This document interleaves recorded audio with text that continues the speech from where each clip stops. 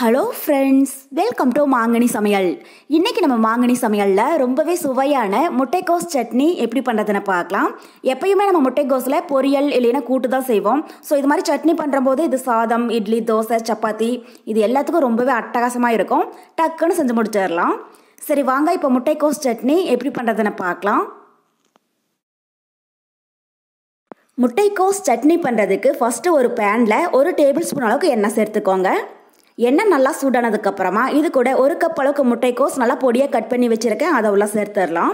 1 cup முட்டைக்கோஸ் நமக்கு கிட்டத்தட்ட 150 கிராம் அளவு இருக்குது. ஸோ உங்களுக்கு எந்த அளவுக்கு முட்டைக்கோஸ் வேணுமோ அதுக்கு தகுந்த மாதிரி சேர்த்துக்கோங்க.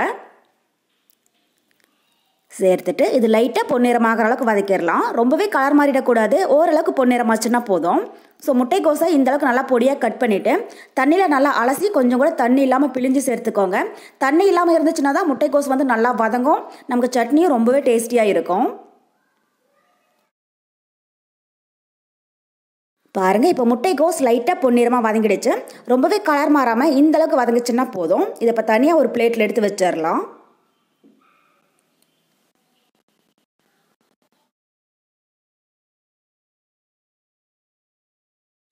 இப்போது அதே பேனில் 1 டீஸ்பூன் அளவுக்கு சீரகம் சேர்த்துக்கோங்க.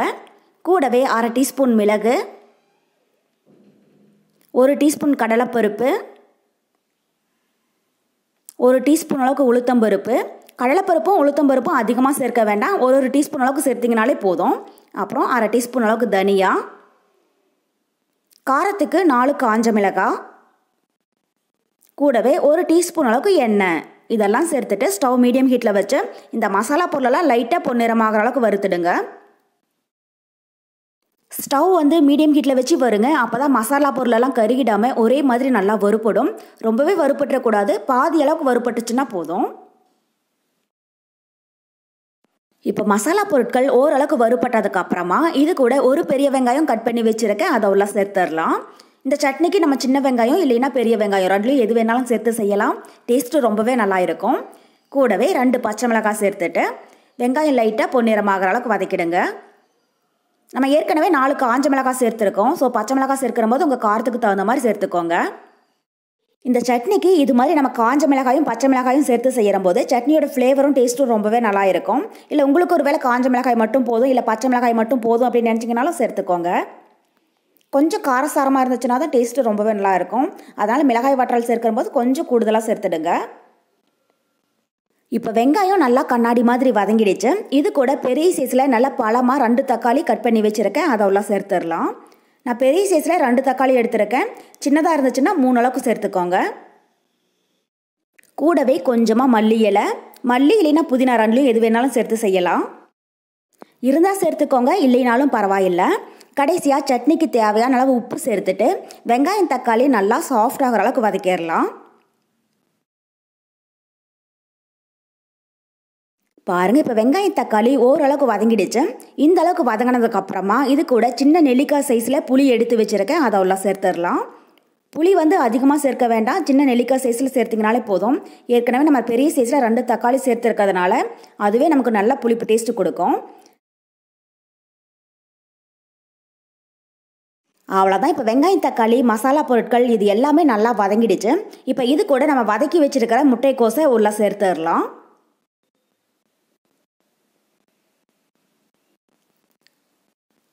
சேர்த்துட்டு இதை லைட்டாக வதக்கிடுங்க. அதிக நேரம் வதக்க வேண்டியது கிடையாது. ஃபஸ்ட்டே நம்ம முட்டைக்கோஸை நல்லா வதக்கி இருக்கிறதுனால ஜஸ்ட் 1 நிமிஷம் போல் வதக்குனீங்கனாலே போதும்.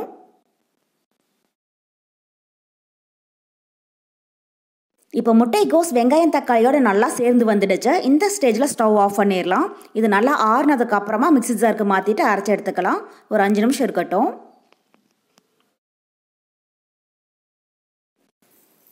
பாருங்கள், இப்போ முட்டைக்கோஸ் வெங்காயம் தக்காளி இது எல்லாமே நல்லா ஆறிடுச்சு. இதை மிக்ஸி ஜாருக்கு மாற்றிடலாம். சூடாக இருக்கிற போது அரைக்காமல் நல்லா ஆறுனதுக்கு அப்புறமா அரைச்சி எடுத்திங்கன்னா சட்னியோட டேஸ்ட் வந்து ரொம்பவே நல்லா இருக்கும். இதில் நம்ம புளி சேர்த்துருக்கிறதுனால காலையில் அரைச்சிங்கன்னா நைட் வரைக்குமே கெட்டு போகாது, ஃப்ரெஷ்ஷாக அப்போ செஞ்ச மாதிரி ரொம்பவே டேஸ்டியாக இருக்கும்.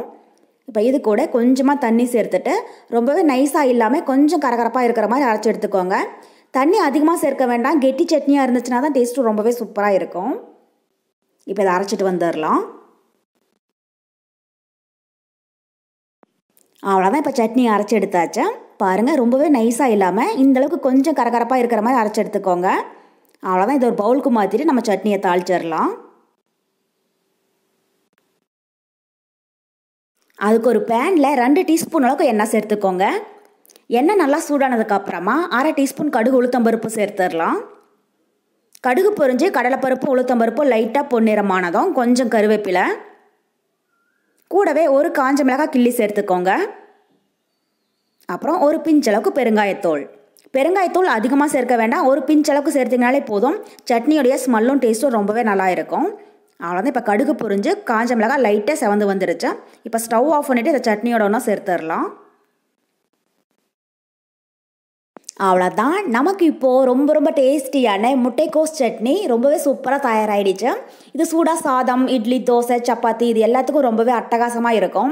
அதுவும் சுட சுட சாதத்தோட கொஞ்சம் நெய் இல்லைன்னா நல்லெண்ணெய் விட்டு அப்பளம் வச்சு சாப்பிட்டீங்கனாலே போதும், ரொம்பவே சூப்பராக இருக்கும். ஸோ கண்டிப்பாக நீங்களும் இதே மெத்தடில் முட்டைக்கோஸ் சட்னி செஞ்சு பார்த்துட்டு எப்படி இருக்குன்னு கமெண்ட் பாக்ஸில் சொல்லுங்கள். என்னுடைய இந்த ரெசிபி வீடியோ உங்களுக்கு பிடிச்சிருந்தா மாங்கனி சமையலுக்கு சப்ஸ்கிரைப் பண்ணுங்கள்.